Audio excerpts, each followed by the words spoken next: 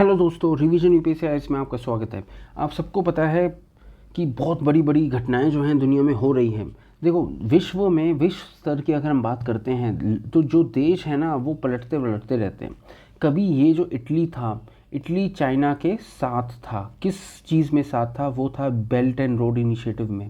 कह रहा था कि नहीं, हमें दुनिया से मतलब नहीं है, भले वो ग्रीन BRI ना हो, भले वो डेप्ट से हमें भर दे, भले पूरी दुनिया को डेप्ट से भर दे, लेकिन फिर भी हम चाइना के साथ रहेंगे BRI में। लेकिन अब जब से ये दिल्ली घूम के जा रही हैं, इनका असर इनके ऊपर आ गया। और अब क्या हो रहा है, इटली की बहुत ही पावरफुल स्टेटमेंट आई है। वो ये कह रही हैं कि हम चाइना के BRI को छोड़ रहे हैं और ये बहुत बड़ा ब्लो है चाइना के लिए। तो देखो, इटली के जो प्राइम मिनिस्टर हैं जॉर्जिया मेलोनी ने पूरी तरह से आउटलाइन कर दिया है इटली का प्लान कि भाई वो BRI से अब वापस जा रहे हैं। किसको बता दिया है?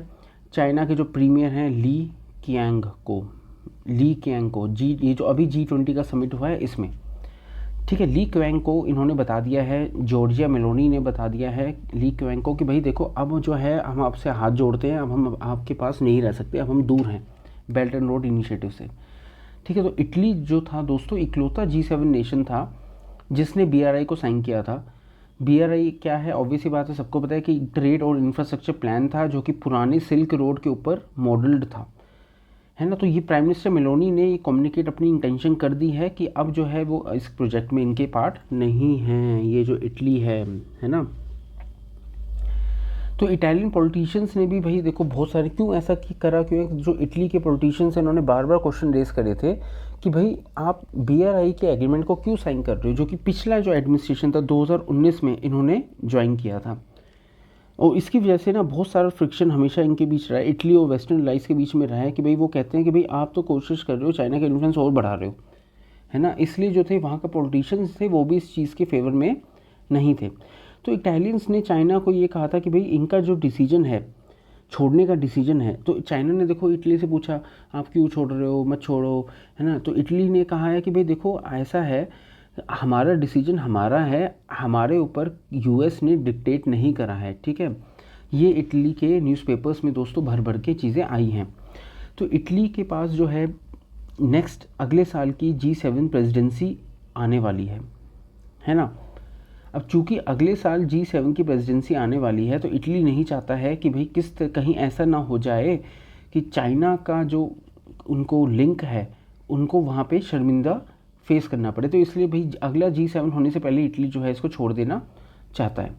तो इनकी स्टेटमेंट क्या है? ये भी इटली और चाइना जो है ग्लोबल स्ट्रेटजिक पार्टनरशिप रखते हैं, 20th एनिवर्सरी में दोबारा से अगले साल आने वाली है, जो कि एक दोस्ती को वो दिखलाती है ना। और इनके बहुत सारे कॉमन इंटरेस्ट के एरियाज़ को भी वो प्रमोट करती है।